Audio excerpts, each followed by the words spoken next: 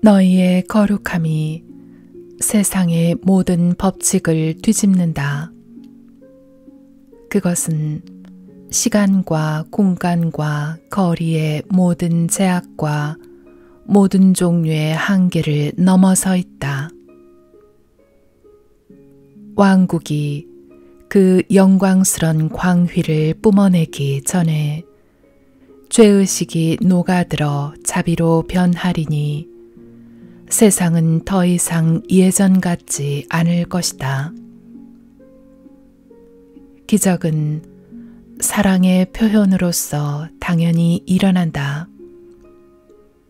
기적은 우리의 사고방식이 바뀌었음을, 즉 마음의 권능이 풀려나 치유와 교정의 과정에 들어섰음을 반영한다. 이런 치유가 취하는 형태는 여러 가지다.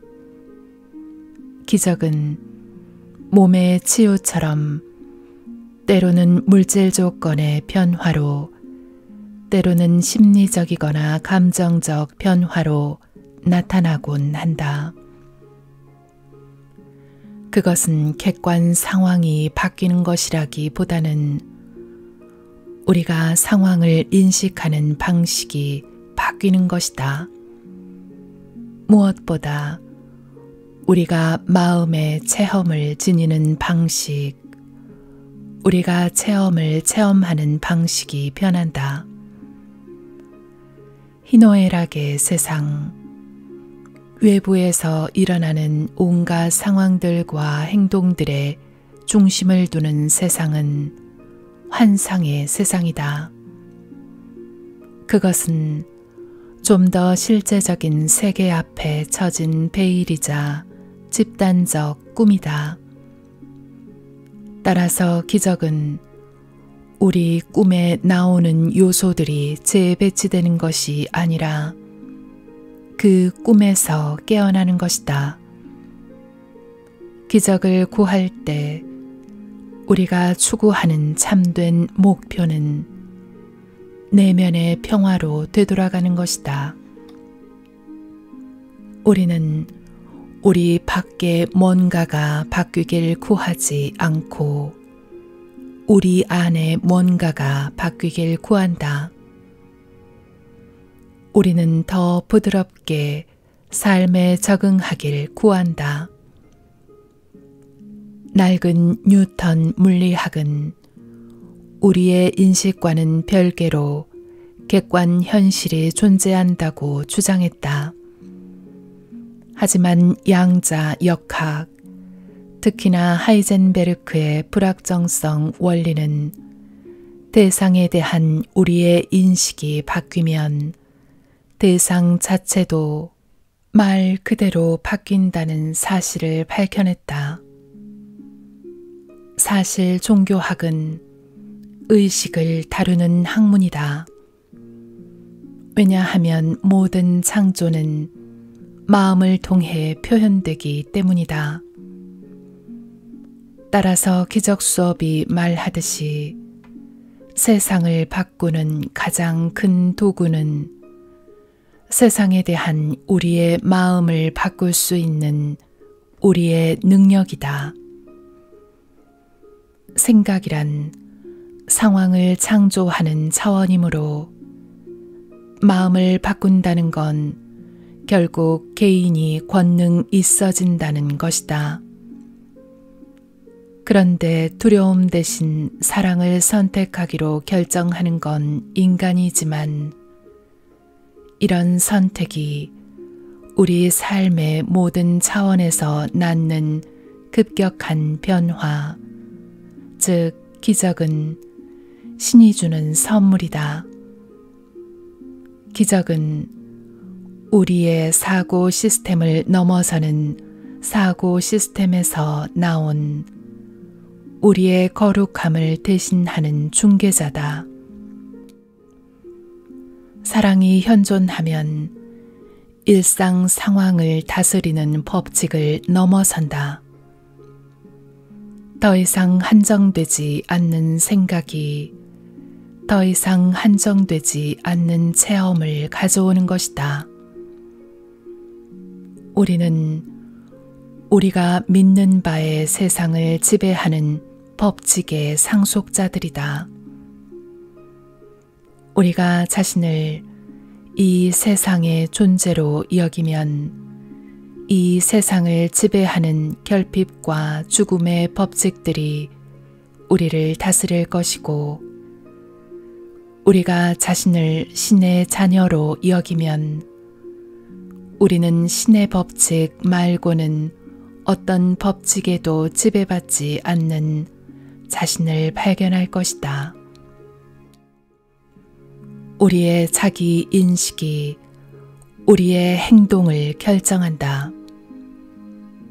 만일 우리가 자신을 볼품없고 유한하고 부적절한 피조물이라고 여긴다면 우리는 그런 식으로 처신하게 된다. 우리가 하는 일에 관계없이 우리가 뿜어내는 에너지가 그런 생각들을 반영한다. 반면에 우리가 자신을 남에게 줄 수 있는 무한한 사랑과 권능을 가진 장대한 피조물로 여긴다면 우리는 그런 식으로 처신하게 된다. 마찬가지로 우리 주위의 에너지가 우리의 자각 상태를 반영하는 것이다. 기적 자체를 의식하면서 지휘할 수는 없다. 기적은 개인의 사랑이 빚어내는 무작위적 결과로서 일어난다. 즉, 사랑을 주고받고자 의도하는 사람에게서 발산되는 보이지 않는 힘이 기적이다. 따라서 우리 내면의 사랑을 가로막는 두려움을 거둘 때 우리는 신의 도구가 된다. 우리는 그의 기적 일꾼들이 된다. 사랑으로서 신은 끊임없이 확장하고 번성하여 기쁨을 표현하고 달성할 새로운 유형들을 창조한다. 사랑에 집중함으로써 우리 마음이 신의 표현 통로가 되게끔 열릴 때 우리의 삶은 그런 기쁨을 표현하는 화폭이 된다. 이것이 우리가 살아가는 의미다. 우린 신성한 원리의 물질 대변자로 여기에 있다. 우리가 신을 돕기 위해 지상에 있다는 건 우리가 사랑하기 위해 지상에 있다는 뜻이다. 우리는 그냥 마구잡이로 암석의 바다에 던져진 것이 아니다. 우리가 할 일은 우리가 그 일을 받아들인다면 더 많이 사랑하고 용서할 내면 능력을 끊임없이 구하는 것이다.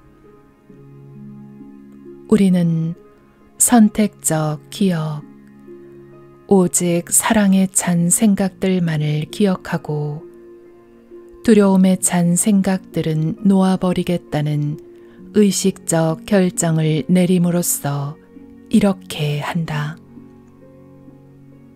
용서의 의미가 이것이다. 용서는 기적 수업의 철학에서 중심 초석이다. 수업에서 사용되는 다른 많은 전통적 용어들이 그렇듯이 이 용어도 대단히 비전통적인 방식으로 사용되고 있다. 전통적으로 우리는 용서란 누군가에게서 죄를 보았을 때 취하는 일로 생각한다. 하지만 수업은 실제 하는 건 사랑뿐이기에 누구에게도 죄는 없다는 걸 기억하는 게 우리의 역할이라고 가르친다. 말하자면 죄라는 환상을 뚫고 그 아래에 깔려있는 무구함을 보는 것이 우리의 역할이다. 용서한다는 건 예전에 너희가 준 사랑에 찬 생각들과 너희에게 주어졌던 사랑에 찬 생각들만을 기억하는 것에 지나지 않는다. 그 외의 나머지는 모두 잊혀져야 한다.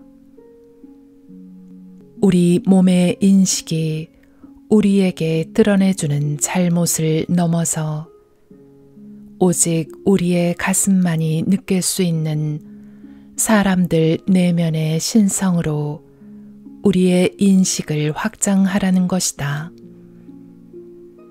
사실 그러고 나면 용서할 것은 남아있지 않게 된다.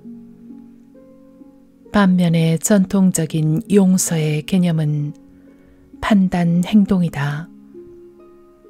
그것은 자신이 다른 누군가보다 더 낫다거나 혹은 똑같이 죄 많다고 여기는 사람의 거만이다.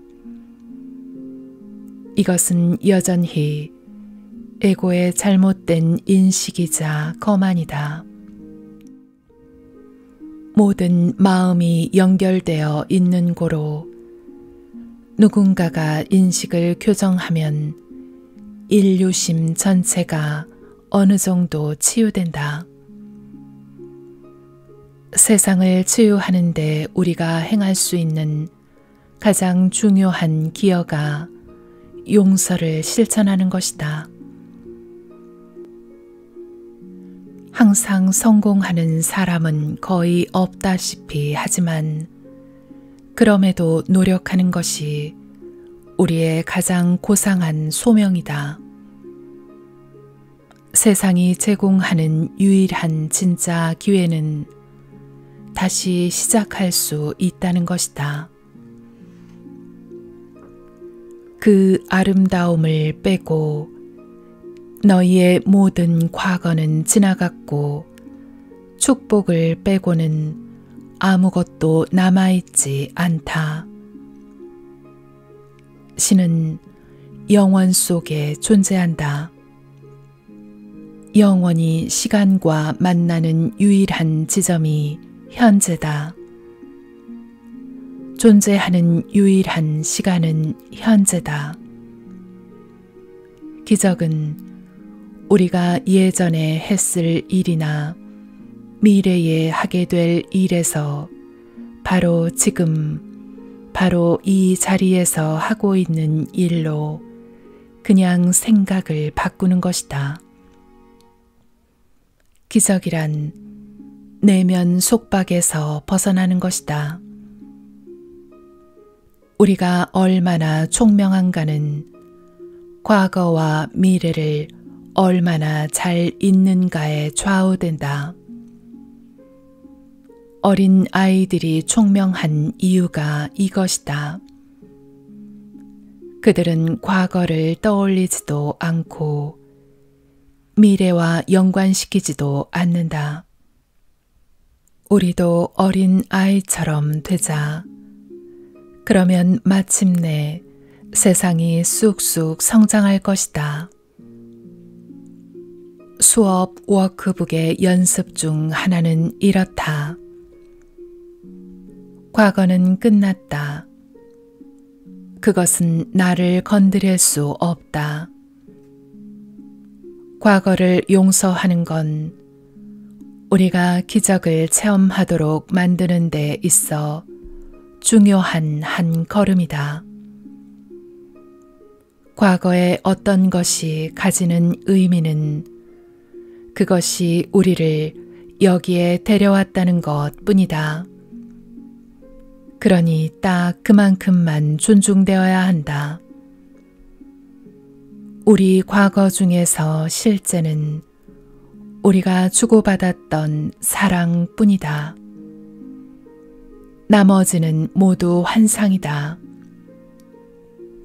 과거란 우리가 지닌 생각에 불과하다. 그것은 말 그대로 우리 마음 속에만 존재한다. 수업은 너희를 위해 과거에 대한 너희의 마음을 바꿀 수 있는 성령에게 과거를 넘겨주어라 라고 가르친다. 과거를 성령에게 넘겨준다는 건 과거와 관련된 사랑에 찬 유용한 생각만을 마음속에 남겨두고 나머지는 모두 놓아버리길 청하는 것이다. 그러고 났을 때 우리가 서 있는 지점이 현재, 기적이 일어나는 유일한 시간인 현재다. 우리는 과거와 나아가 미래까지 신의 손에 넘겨준다. 더 이상 시간은 잊지 않으리라는 성경 구절은 우리가 언젠가는 과거나 미래에 사로잡히지 않고 완전히 현재 속에서 살게 되리란 뜻이다. 우주는 순간마다 우리에게 백지석판을 제공한다. 그 신의 창조물은 우리에게 어떤 원망도 품지 않는다. 문제는 우리가 이것을 믿지 않는다는 데 있다. 그러니 한 번도 우리를 비난한 적이 없는 신이 아니라 우리 자신을 용서하자. 우리가 했거나 하지 않았다고 생각하는 모든 것을 용서하고 우리 자신에게 다시 시작해도 좋다고 허락하자. 누구나 살아가면서 자신이 했던 어떤 일을 하지 말 걸 싶거나 하지 않은 어떤 일을 할 걸 하고 바라는 상황들을 만난다. 그것들은 우리 인생에서 자꾸 생각나게 만드는 어제 혹은 몇 년 전의 순간들이다. 기적 수업에서 제공하는 방편들 중에서 우리를 가장 홀가분하게 만드는 기도로 우주에게 우리의 과오를 없던 일로 하라고 지시하는 대목이다. 없던 일로 하는 첫 단계는 너희가 이미 잘못 결정했지만 지금 확실하게 달리 결정할 수 있음을 적극적으로 인정하는 것이다. 이 점에서 너희는 대단히 확고해야 한다. 그리고 이 무효화 과정이 너희에게서 비롯되는 건 아니지만 그럼에도 불구하고 신이 그것을 거기에 놓았기에 너희 내면에 있다는 사실을 계속해서 확실히 자각하고 있어야 한다.